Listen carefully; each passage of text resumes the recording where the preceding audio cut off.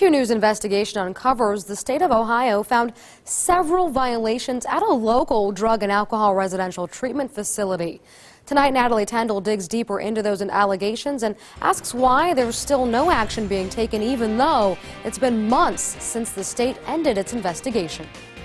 According to this document I obtained, the state is proposing to revoke the certification for Woodhaven's alcohol, drug, and addiction services. State investigators say they violated the law in at least 4 different areas. 2 News was contacted by several current and former clients and employees of the Inpatient Addiction Treatment Center, Woodhaven, located in Dayton. All had concerns with how the program is being run. Former patient Sarah Stern is one of them. There was a lot of issues. They're not alone. 2 News Investigates found the state has been investigating allegations here over the past year.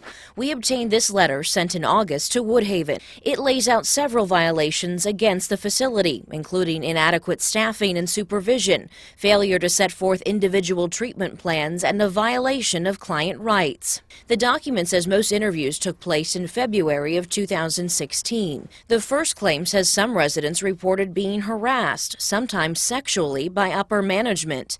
This is something Sarah says she witnessed firsthand. Conversations that an owner of a facility shouldn't be having. The letter from the state also says they received complaints that clients were being verbally and emotionally abused by staff. It also noted that former clients claimed 3 separate sexual incidents occurred at Woodhaven, and the proper reports were not filled out. And a lot of women are used to being, taken advantage of, or using sex to get what they want, especially with being an addict, So the fact that that was going on wasn't okay. Women at these treatment facilities need to feel safe and like that they don't have to do that kind of stuff. The state is also noting a violation because the only physician at Woodhaven at the time of their investigation did not have the proper substance abuse scope of practice, and the nursing staff was not adequately supervised. The letter from the Ohio Department of Mental Health and Addiction Services says they've reviewed the alleged violations and are proposing to revoke Woodhaven's certification.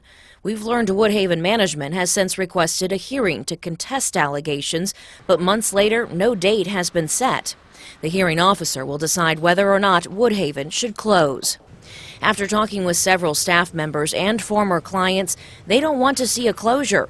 They say the facility has a great opportunity to help people with addiction in the community. They just want to see better leadership and a better environment for those who are working through their addiction.